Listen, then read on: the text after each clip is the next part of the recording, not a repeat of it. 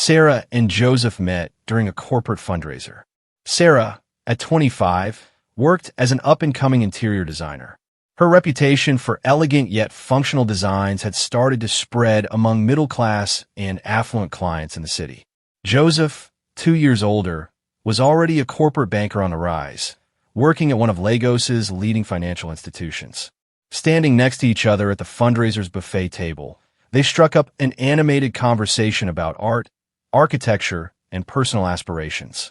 By the time the night ended, they felt a spark, one that quickly grew into a blazing fire of affection. When Joseph proposed a year later, it was an intimate, candlelit moment in Sarah's small apartment. He knelt down, voice trembling with excitement, offering her a ring. She accepted with tearful laughter. From that point, wedding preparations kicked into high gear. Joseph's mother, Victoria, insisted on a lavish ceremony. She had the resources. Her late husband had left considerable wealth, and she wanted her only son's wedding to make a statement in their social circles. Sarah, normally more modest, felt overwhelmed but chose to go along, assuming it was her future mother-in-law's loving gesture. On the wedding day, white and gold decorations adorned a large event hall in Victoria Island. Music played softly as guests arrived in elaborate outfits, the women's head wraps towering like regal crowns. Joseph, dashing in a fitted suit, stood at the altar, hands nervously clasped.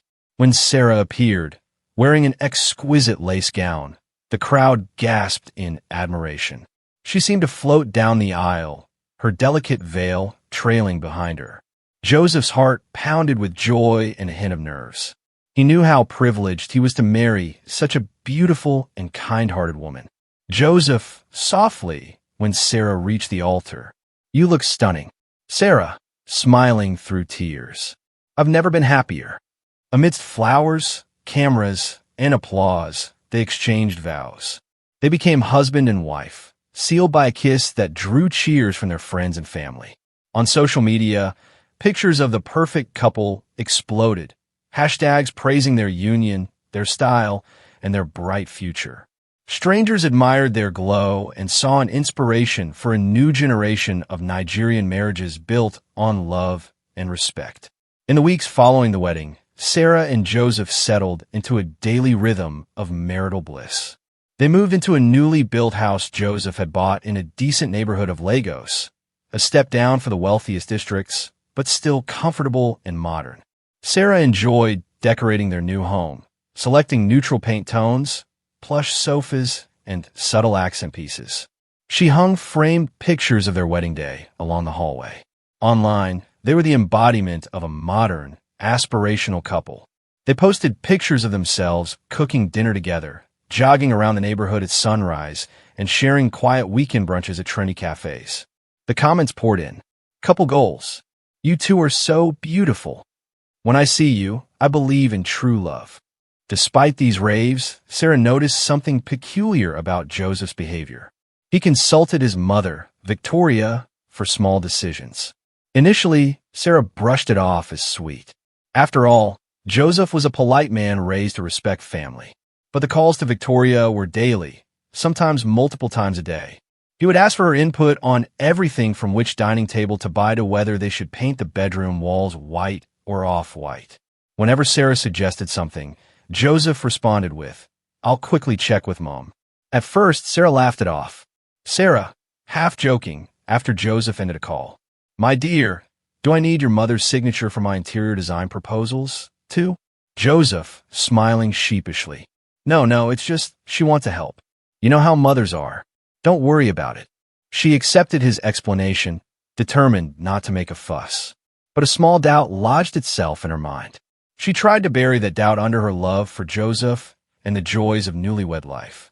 Joseph surprised Sarah with a honeymoon trip to Zanzibar. Golden beaches, turquoise waters, and romantic candlelit dinners awaited them.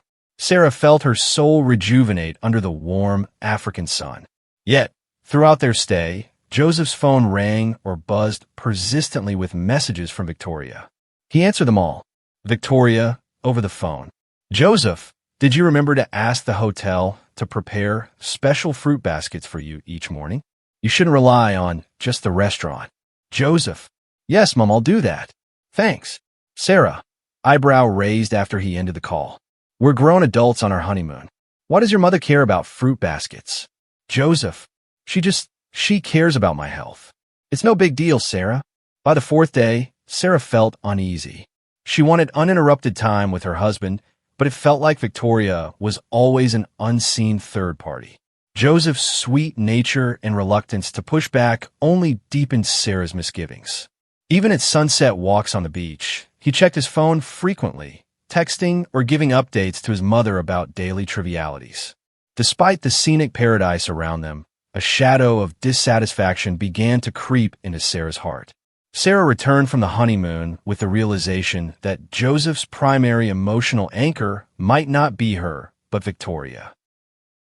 A month after they settled back into their Lagos home, Joseph announced over breakfast that his mother would stay with them for a few weeks while her own house underwent renovations.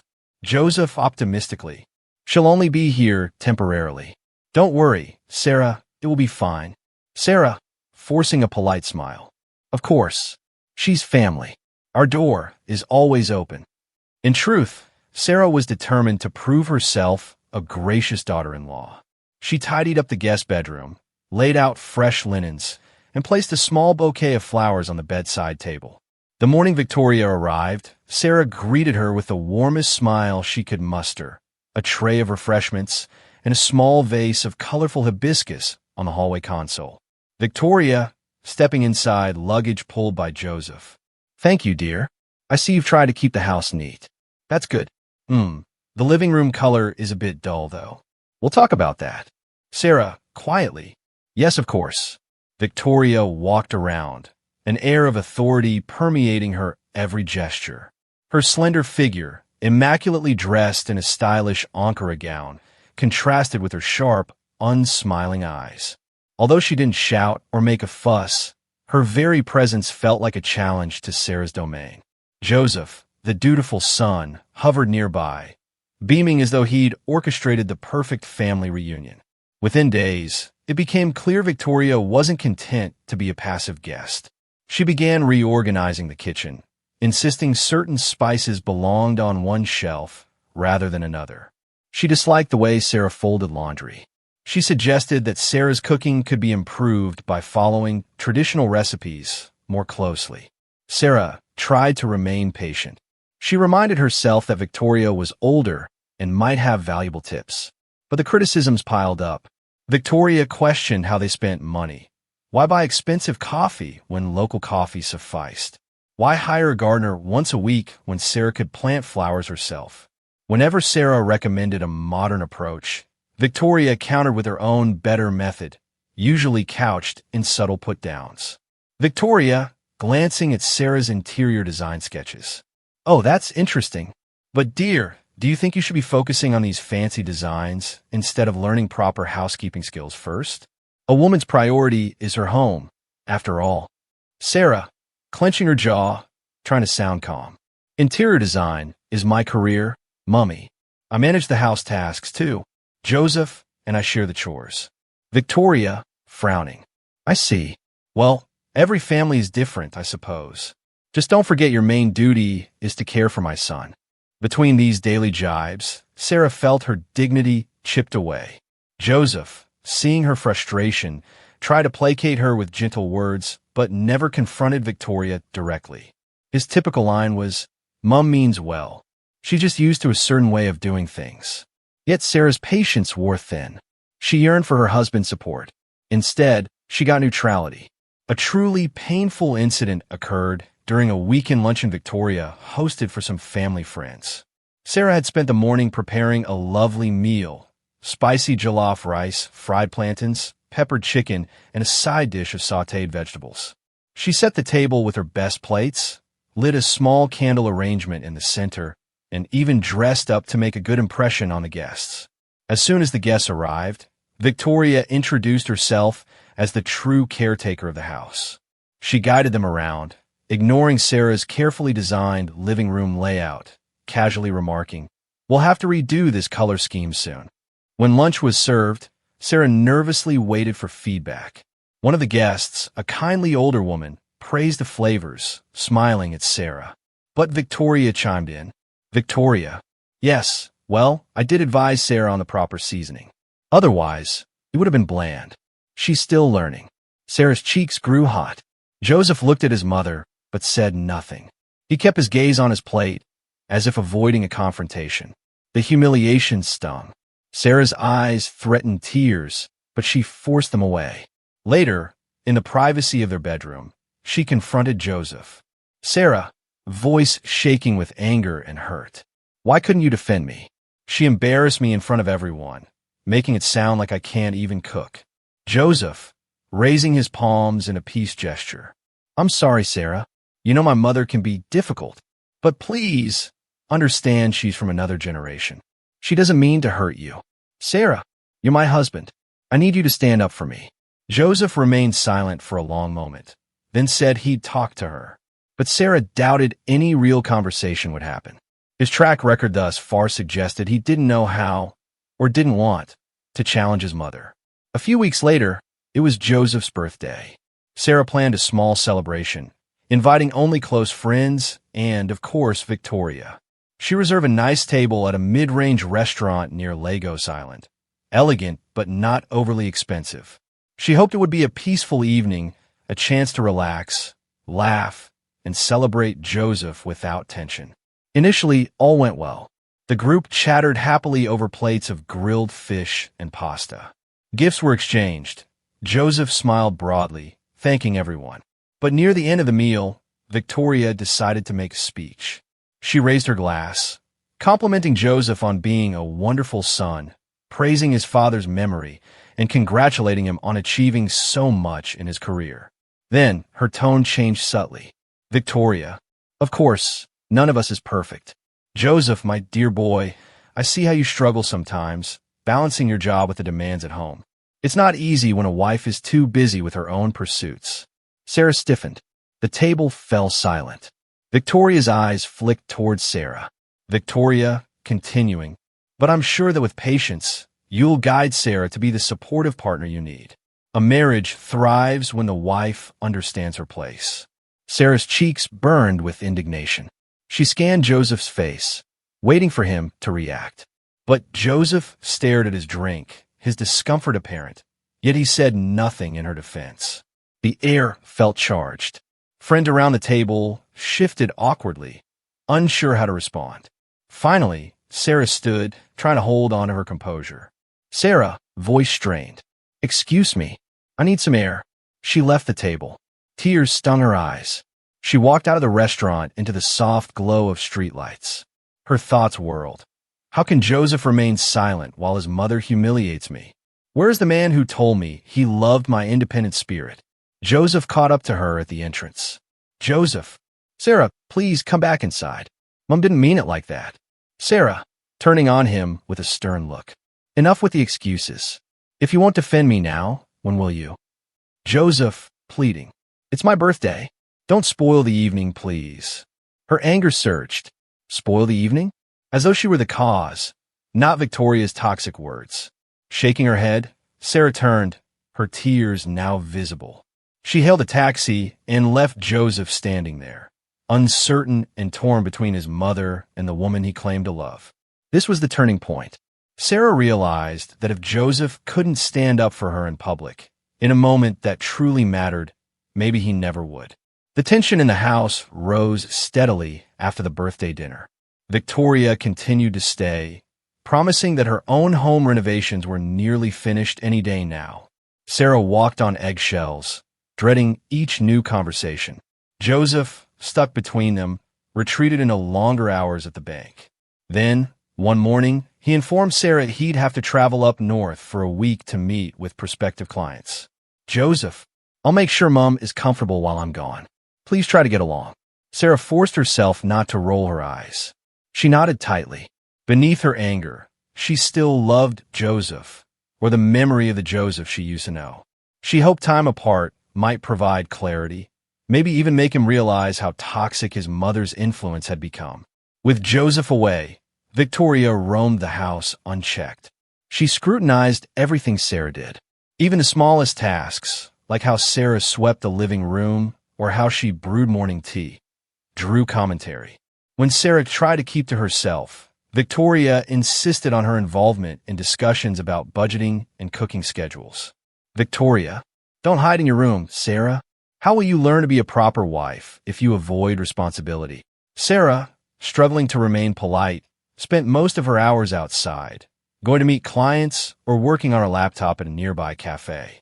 Whenever she returned, Victoria confronted her with a litany of complaints, ranging from the cost of groceries to the modern nonsense Sarah put on TV. One afternoon, while Sarah was finalizing a design draft in the living room, Victoria strode in and switched off the television without warning. Victoria, Joseph told me you're not planning any children soon. Is that correct? Sarah, startled, saving her work on her laptop. Well, we haven't really decided yet. We wanted to stabilize our finances, get used to marriage. Victoria, coldly. That's nonsense. A woman's value is in motherhood. The sooner, the better. Don't think I'm blind to your tactics, trying to focus on your job, your designs. Let me warn you, if you fail to produce a child, you'll bring shame to this family. Sarah trembled with a mix of fury and heartbreak. She had never been cruel or disrespectful toward Victoria, yet the older woman's hostility seemed endless. Fighting tears, Sarah gathered her laptop and retreated to her bedroom, locking the door behind her. The tension exploded on a stormy night, 5 days into Joseph's trip. Heavy rainfall drummed on the roof, accompanied by flashes of lightning that lit up the windows. Sarah was in the kitchen, preparing a simple dinner of rice and stew. She intended to eat alone in her room, anything to avoid a prolonged encounter with Victoria. Victoria entered the kitchen. She stood by the doorway, arms crossed over her chest. Victoria, you hardly clean up after yourself. I'm always finding dirty cups in the sink. It's like you don't respect this house. Or me. Sarah, voice shaking. Sarah, I always wash my dishes. If there was something left, it's probably from my lunch an hour ago. I was going to clean up once I finished cooking. Victoria took a step closer, her eyes glinting with anger. Victoria, don't you dare speak to me like that. You're just a girl my son chose out of pity. You bring no money, no class. What do you offer him? Nothing but your stubbornness. Sarah's composure broke. Sarah, voice rising. How can you be so cruel? Don't you see how you're hurting your own son's marriage? All because you can't accept that he's grown, that he has a life of his own. In a flash, Victoria's palm struck the counter, the sound echoing in the small kitchen. Victoria, hissing, don't pretend you're some saint. You want my son's attention, his money, his everything. I see through your game. You're a gold digger. Lightning flared outside, illuminating Sarah's tear-streaked face. She couldn't believe these words. She had never asked Joseph for money, nor had she married him for material gain. Her voice cracked with outrage. Sarah, this is his house. You're just staying here. You can't order me to leave my own home. But I can't keep living like this. Victoria, however, pressed on. Victoria, then get out. If you want peace, leave. I'll tell Joseph you deserted him. He'll divorce you soon enough and find a respectable wife. Mark my words. Sarah's heart pounded. She realized that, in many ways, Victoria was right. Joseph would never stand up to her. This was not a fight Sarah could win if Joseph refused to support her. Every day spent in this oppressive environment eroded Sarah's sanity. She felt cornered, unprotected, unloved. In that moment, the emotional burden was too great. She decided to walk away from the battle, from the house, from the heartbreak. Tears streamed down her face as she stomped to the bedroom she shared with Joseph.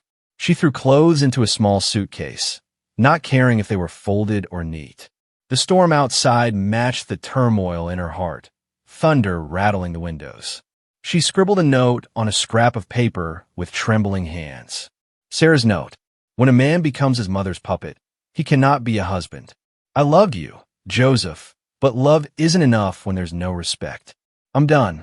With the note left on the bedside table, Sarah stepped out into the rain, her suitcase in tow, and vanished into the stormy night. Joseph arrived home 2 days later, weary from his business trip. The house was eerily silent. No music played, No aroma of Sarah's cooking wafted from the kitchen. He found Victoria sitting in the living room, looking both satisfied and aggrieved. When he asked about Sarah, Victoria responded coldly. Victoria? She left, packed her things, and went off. Clearly, she doesn't care about this marriage. Alarmed, Joseph raced to the bedroom and discovered the note on the table. Reading Sarah's message, he felt his stomach drop. A wave of guilt and confusion overwhelmed him. When a man becomes his mother's puppet, he cannot be a husband. Her words stung like salt on an open wound. He confronted Victoria, voice trembling with shock. Joseph, Mom, what did you do? Did you chase her away? Victoria, shrugging. Don't blame me. She chose to leave. She was never fit to be your wife. Good riddance. For the first time in his life, Joseph felt an almost uncontrollable anger toward his mother. He wanted to scream at her, hold her accountable for her meddling and cruelty. But part of him still cowered under the weight of her authority. Instead, he turned and rushed out of the house, determined to find Sarah and fix this nightmare. Joseph tried calling Sarah's phone repeatedly. Each attempt went straight to voicemail. In a panic, he drove to Sarah's parents' home on the outskirts of the city. Her father answered the door, his expression grim. Sarah wasn't there. Joseph pleaded for information, but the parents had no clue where she might be staying. She hadn't reached out to them yet. All they knew was that she was deeply hurt. Days turned into a week. Joseph checked her close friends, old workplaces, even the boutique shops where she sometimes bought design materials. Everyone gave the same answer. Sarah hadn't contacted them. It was as though she'd vanished. Fear gnawed at him. Joseph realized how little he truly knew about Sarah's emotional thresholds. He had assumed she'd always endure, always forgive. But evidently, there was a limit. Joseph, head in hands, speaking to a close friend. I don't know where she is. I never meant to let things get so bad. I should have defended her. Why didn't I see this coming? His friend, a man named Tund, shook his head sympathetically. Tund, you didn't stand up for her, Joseph. Your mother's voice drowned out Sarah's pleas. Sometimes, love isn't enough to fix that kind of wound. As if the situation weren't grim enough, a formal letter arrived by courier at the house. Joseph recognized the law firm's name on the envelope. With shaky hands, he tore it open. Inside, he found divorce papers. Sarah was filing on grounds of emotional neglect and irreconcilable differences. She gave no forwarding address. The papers simply stated all future communication should go through her attorney. Joseph's heart lurched. He sank onto the sofa, burying his face in his hands. The papers crumpled on his lap. Across the living room, Victoria looked on with a disapproving scowl. Victoria, don't sign anything. She'll come crawling back if she realizes she can't survive on her own. Joseph felt a surge of revulsion at her words. The mother who had shaped him, who he had always revered, suddenly felt like a stranger. Indeed, he began to suspect that the mother he once idealized might have been controlling him all his life. In the ensuing weeks, Joseph's life unraveled.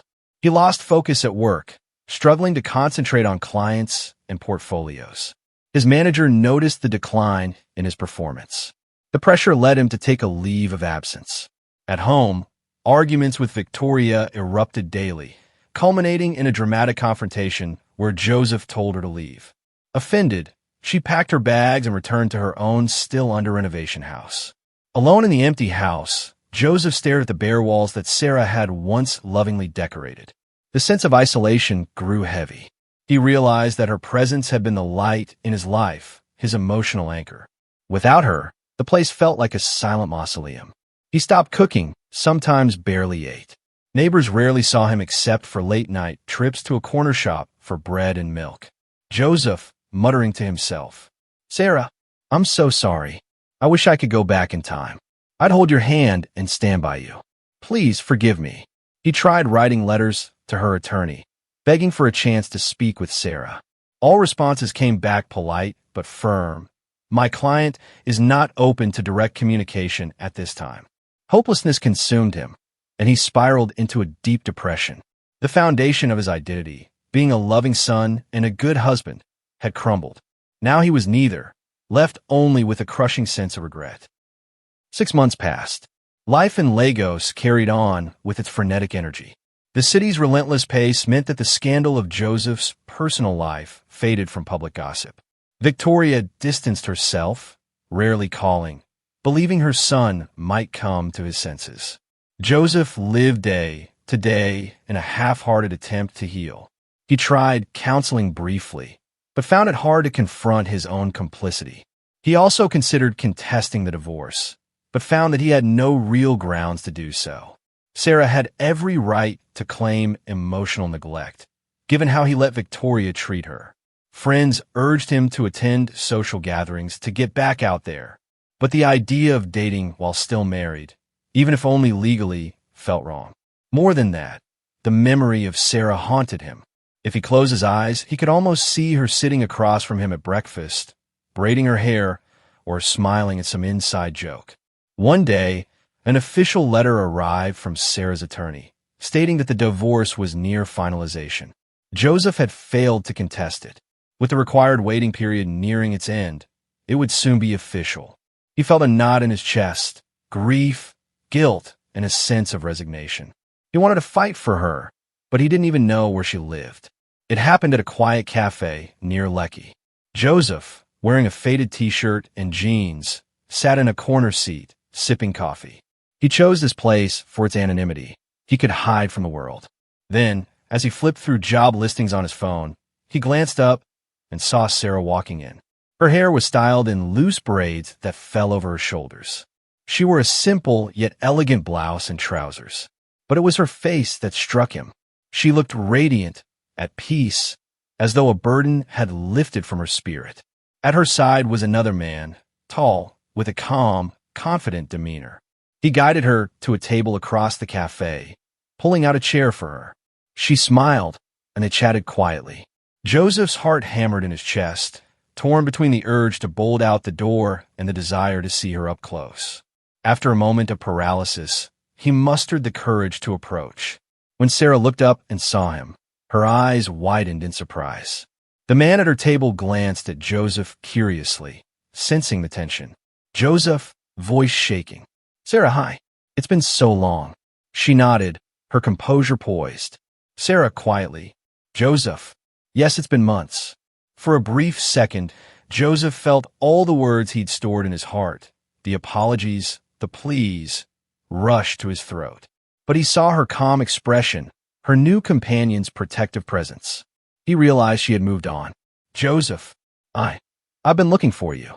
I wanted to say, I'm sorry. I never should have let my mother treat you that way." Sarah lowered her gaze.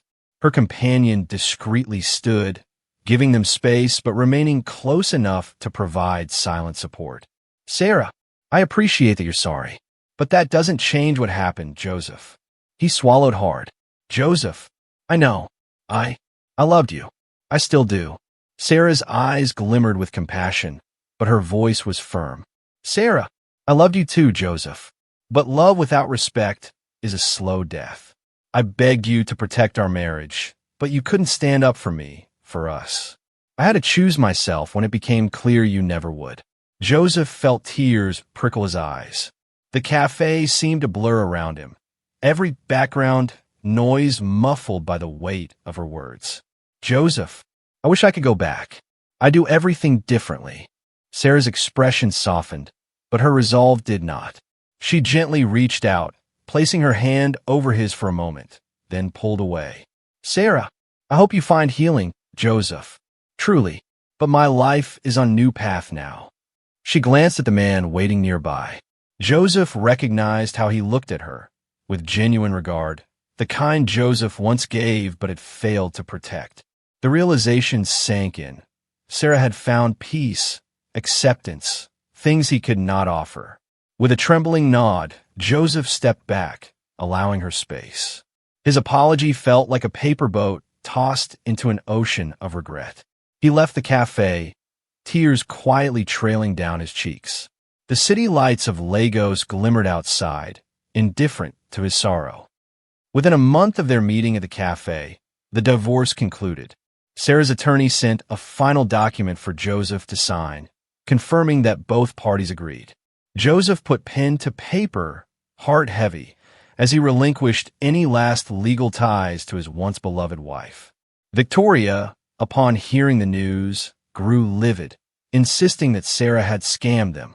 But Joseph cut her short. Joseph on the phone. "Mom, I can't do this anymore. You drove her away, and I let you. I won't let your anger poison me any further." He ended the call without waiting for her response. In that moment, he chose to set boundaries with his mother. It felt liberating and terrifying all at once. Yet no matter what he did or how he changed, the marriage was gone. Weeks turned into months. Joseph eventually left the banking sector. He found a more modest position at a smaller financial firm, one that demanded fewer hours and offered a lower salary. He didn't mind. Without Sarah, the house felt too large and hollow. He put it up for sale, deciding to move into a smaller apartment, hoping a change of environment might soothe his memories. One late afternoon, before the sale was finalized, he returned to the now mostly empty house. The living room was bare except for a single wooden bench he'd once used as a decorative piece. Dust motes floated in the warm sunlight that streamed through the windows. He set down a small bag of personal items and sat on the bench, leaning against the wall. His mind drifted to the day he first carried Sarah over the threshold after the wedding. Her laughter had filled the corridors, and she had teased him about how heavy her suitcases were. Now, the silence was overwhelming. Joseph pulled out his phone, scrolling through old pictures. Sarah in her wedding gown, the two of them grinning at the camera during their honeymoon, the birthday dinner where they both looked so radiant before it all went wrong. The sound of the front gate creaking reminded him he was alone here. No one would walk in to greet him. Joseph, quietly, to himself, "I try to be a good son, and in the process, I became a terrible husband." He closed his eyes, letting tears flow unchecked. His mother was no longer around to intrude on every thought, but neither was Sarah there to share his hopes and dreams. He felt the weight of that loss, the knowledge that in failing to prioritize the woman he loved, he had lost her forever. There would be no grand reunion or second chance. The damage was done. Through the window, the sun dipped toward the horizon, painting the sky in orange and pink. The city's hum penetrated faintly, life continuing outside these walls. Joseph inhaled deeply, forcing himself to stand. He might carry his sorrow for years, but he would also carry the lesson. Perhaps the next time he loved someone, he would protect that love fiercely, never again letting fear or misplaced loyalty corrode what could have been a beautiful bond.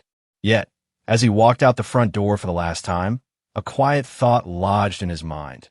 Sometimes, love simply isn't enough to overcome deep-seated dysfunction.